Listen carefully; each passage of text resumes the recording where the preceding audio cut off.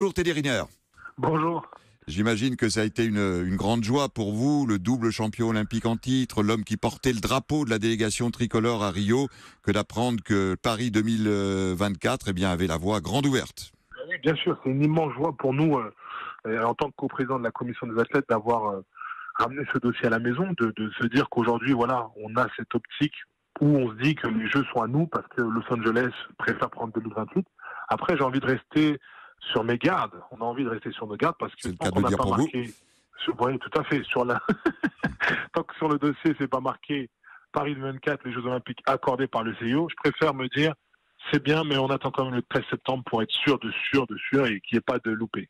Bien sûr, on comprend votre prudence, mais enfin, c'est quasiment le feu vert pour Paris. Est-ce qu'on peut d'ores et déjà imaginer à quoi va ressembler cette fête? Qu'est-ce qu'elle va apporter à notre pays? Vous qui avez voyagé dans le monde entier, c'est évidemment une immense fête internationale, les JO, dans notre ville. Bien sûr, ça va être un changement pour tout le monde. En France, beaucoup à Paris, parce que il va falloir préparer ces Jeux. Et puis, cette jeunesse, tout le monde va se préparer pour pouvoir accueillir ces Jeux, pour pouvoir aussi ramener pas mal de médailles côté sportif. Et puis sinon, voilà. Après, il y a toujours ce côté qui va faire peur un petit peu à la population. Se dire, ça va coûter cher. Mais non, il faut se souvenir d'une chose, c'est que 95% des infrastructures sont déjà construites. Donc il reste 5% et il va y avoir beaucoup de choses éphémères. Donc c'est quelque chose, je pense, qui a plu aussi au dossier du CIO et c'est pour ça qu'on était fort dans ce dossier.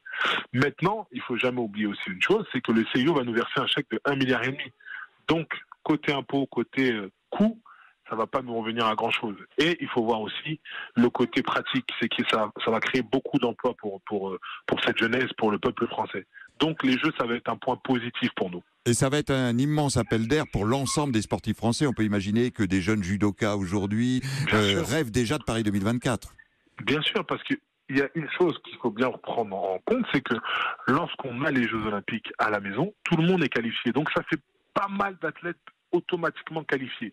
Maintenant, c'est pas tout d'être qualifié. Nous, on veut que ça ramène énormément de médailles et je le dis, les athlètes français, il faut qu'on soit parmi les meilleures nations. Je veux pas qu'on soit 7, je veux qu'on soit dans le top 3. Point. Eh ben voilà, l'objectif il est clair et quand Teddy Riner le dit, il le fait, donc on va voir si... Alors on a beaucoup parlé, Teddy, des jeunes, permettez-moi de parler des vieux. Allez, entre guillemets, vous n'allez pas m'en vouloir.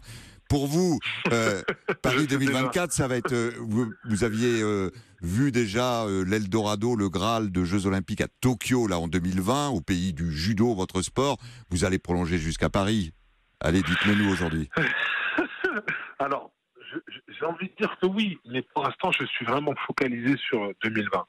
Mais voilà, après on verra, le corps est encore là, si l'envie est encore là, bien sûr que je vais monter sur Paris. Ça serait un rêve, ça serait un objectif de pouvoir monter sur ces Jeux Olympiques de Paris 2024. Ouais. Et si vous n'êtes pas sur un tatami, de toute façon, vous y serez pour atteindre le top 3 des sportifs mondiaux. J'aurai un badge All Access. Et ce sera All Access pour vous, toujours sur Europe 1, Teddy Riner. Merci d'avoir été avec nous en direct dans cette édition d'Europe Midi. Et bonne route, vous disiez que le travail commence, et bon courage aussi.